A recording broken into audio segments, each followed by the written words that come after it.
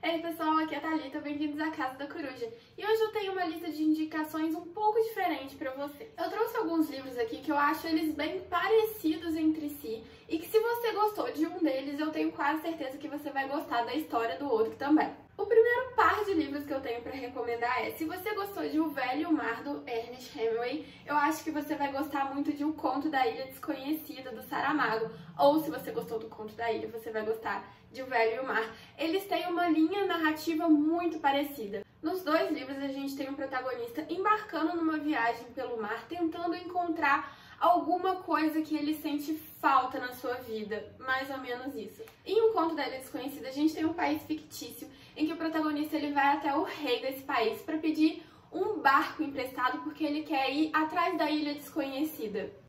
Esse já é o primeiro ponto interessante nesse conto, que o rei pergunta assim, mas que ilha que você quer descobrir? Todas as ilhas já foram descobertas.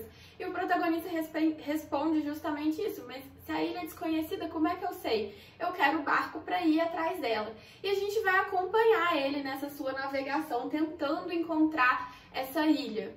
Já em O Velho e o Mar, a gente tem um protagonista que ele é bem mais velho, ele tem 84 anos, ele é um pescador que há muito tempo não consegue pescar nenhum peixe.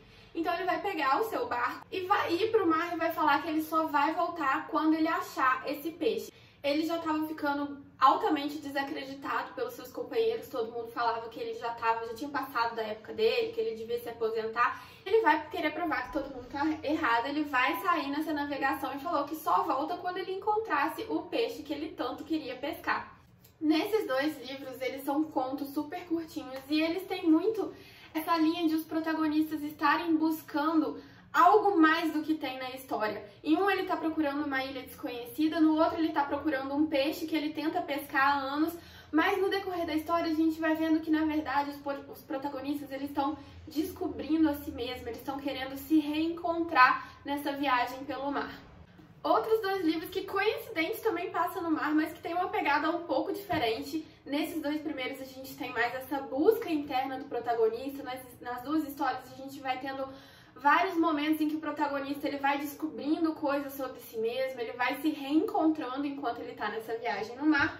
Nessas outras histórias a gente tem um pouco mais de aventura, que é, se você gostou de O Relato de um Náufrago, do Gabriel Garcia Marques, você pode gostar muito de Os Trabalhadores do Mar, do Victor Hugo.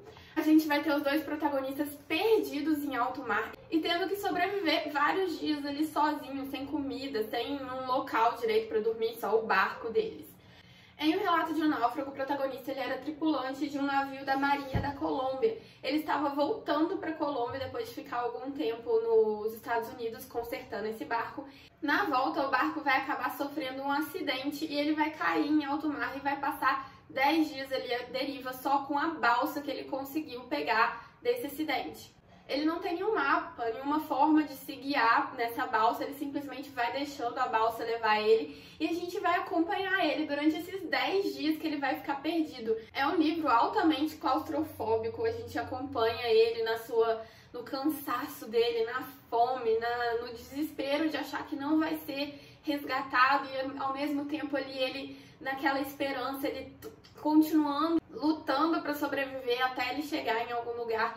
A cada dia que ele acorda, que ele dorme, que ele acorda, a gente vê ele procurando o horizonte para ver se não tem nenhum avião chegando, se não tem nenhuma terra à vista que ele possa dar ali suas últimas energias para nadar e chegar até ela. E esse livro aqui, ele é um relato verdadeiro, esse acidente realmente aconteceu e realmente existiu esse sobrevivente que ficou 10 dias no mar. E esse sobrevivente, em um determinado momento, ele foi procurar o jornal onde o Gabriel Garcia Marques trabalhava no início da sua carreira e ele quis relatar a sua história. E a história que tá aqui no livro, ela saiu efetivamente nesse jornal da forma como tá. Então eu achei muito interessante esse livro, porque assim, tudo aquilo que tá descrito ali realmente aconteceu e é mais desesperador você pensar que uma pessoa realmente passou por aqueles 10 dias perdidos no mar, sem comer, sem beber, sem nada.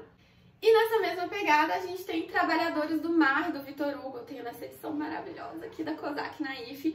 E nesse livro aqui já é uma história de ficção, mas a gente tem um protagonista que ele tem interesse romântico na sobrinha de um comerciante, se não me engano. E o comerciante fala que se ele conseguisse resgatar o navio dele que estava perdido, ele daria a mão da sobrinha em casamento ao protagonista. Esse navio, ele estava perdido num lugar bem perigoso do mar, mas o protagonista resolve se arriscar e ir atrás desse navio para conseguir casar com a sobrinha do comerciante. Ele vai acabar ficando atracado numa ilha deserta, ele se perde no meio de uma tempestade, ele vai ficar preso nessa ilha e a gente vai acompanhar ele tentando sobreviver nessa ilha. Então nessa ilha ele tem que construir sua própria casa, ele tem que caçar, pescar ali sua comida, porque na ilha também não tem nada.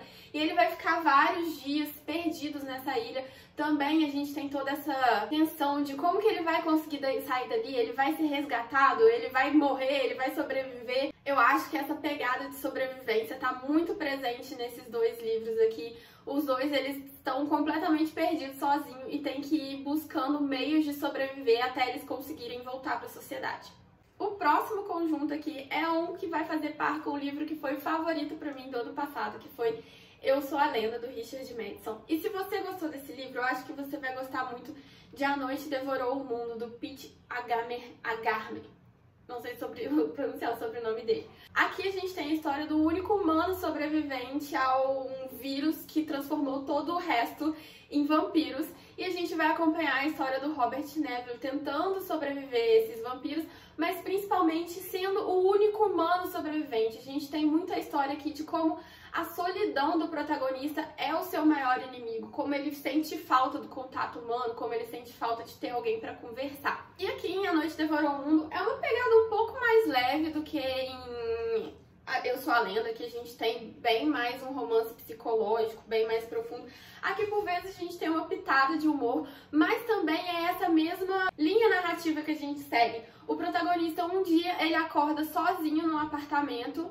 Ele estava numa festa na noite anterior e quando ele acorda na noite seguinte ele tá sozinho e ele começa a perceber que todo mundo desapareceu e todo mundo virou zumbi. E a gente vai ter esse protagonista tentando escapar desses zumbis. Aqui o protagonista ele já tá mais acostumado com o mundo, ele já tem toda a sua casa preparada para lutar contra os vampiros, ele já sabe como esse mundo funciona. E aqui em A Noite Devorou o Mundo ele ainda tá descobrindo. É realmente a manhã seguinte de todo mundo ter virado zumbi. Mas a gente também tem essa questão do isolamento do protagonista, de ele ser o único que sobreviveu a esse ataque. A gente vai ter ele tentando entender esse mundo e agora ele sozinho. E a gente tem muito essa reflexão também de, poxa, eu fui o único que sobrou, será que vale a pena eu ficar aqui como sozinho, sem ter ninguém para conversar? Eu acho que esses dois livros, eles usam desse mesmo artifício de todo mundo virou vampiro ou zumbi para discutir essa solidão que o ser humano sente e a necessidade que a gente tem de conviver com o outro. O próximo conjunto, eles não têm histórias super parecidas, mas eu acho que eles tratam de temas muito parecidos e eles me passaram a sensação muito igual enquanto eu tava lendo. Eu tô falando de Germinal, do Émile Zola, e As Vinhas da Ira, do John Steinbeck, que eu só tenho em e-book. Eu li Germinal primeiro e quando eu tava lendo As Vinhas da Ira, eu sempre ficava pensando, nossa, mas isso aqui tá me lembrando muito a história de Germinal. Em Germinal a gente acompanha vários trabalhadores de uma mina de carvão que são altamente explorados pelos donos dessa mina de carvão. As condições de trabalho são muito precárias, tanto em termos de segurança para eles lá dentro, como em termos de remuneração. Eles não recebem e a gente acompanha várias famílias desses trabalhadores e a gente vê como assim, eles têm que levantar super cedo e eles não conseguem comer quase nada e eles ficam o dia inteiro nessa mina e voltam só para dormir, para no dia seguinte acordar. E é trabalhar realmente para conseguir o mínimo para sobreviver. Não é nem trabalhar para ter uma vida ok, é para conseguir o mínimo. E a gente vai ter uma greve desses trabalhadores para lutar contra essas condições. A gente vai ver toda a organização da greve, a luta deles contra o abuso da situação em que eles vivem. A gente acompanha muito a formação da greve aqui e como vai ficar a vida dos trabalhadores durante a greve, as dificuldades que eles vão passar em razão dessa greve, deles não estarem trabalhando e os patrões estarem ali. Então, se vocês não vão trabalhar, vocês também não vão receber nada, enfim, todas essas condições. Em As Vinhas da Ira, a gente tem uma história bem diferente. A gente tem ali o período da Grande Depressão dos Estados Unidos e vários imóveis que estavam em arrendamento para as famílias mais simples, eles acabam sendo retomados pelos bancos, pelos grandes proprietários de terra, e essas famílias se veem do dia para a noite sem nada, sem terra, sem plantação, sem nenhuma forma de sustento. e elas têm que sair desse local que elas sempre viveram para encontrar um local para se reestruturar completamente.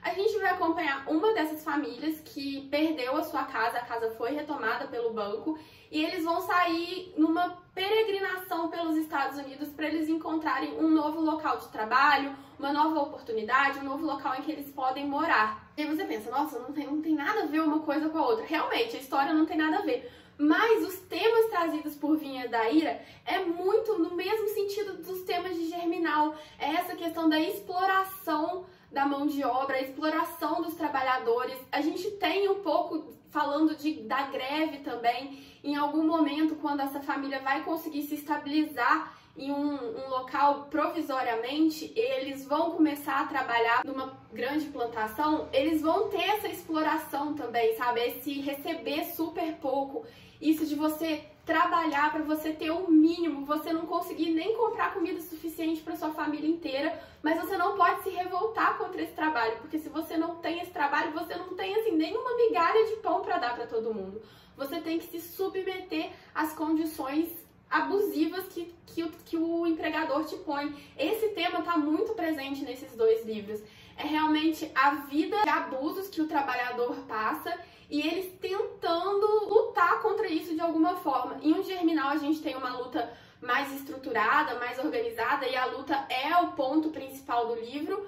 E em As Vinhas da Ira a gente tem uma semente dessa greve. Em algum momento as pessoas que estão ali junto com essa família vão tentar fazer alguma coisa para tentar melhorar a vida, mas a gente percebe que os donos do capital sempre levam a melhor. Enfim, eu achei que esses temas estão muito presentes nos dois livros, e apesar de serem histórias muito diferentes, eu acho que quem gosta desse tipo de discussão vai gostar muito dessas duas histórias. Bom, então é isso, pessoal. Espero que vocês tenham gostado desse vídeo. Se vocês já leram algum dos livros que eu falei aqui hoje, deixa aqui nos comentários pra mim o que você achou, e eu vejo vocês amanhã.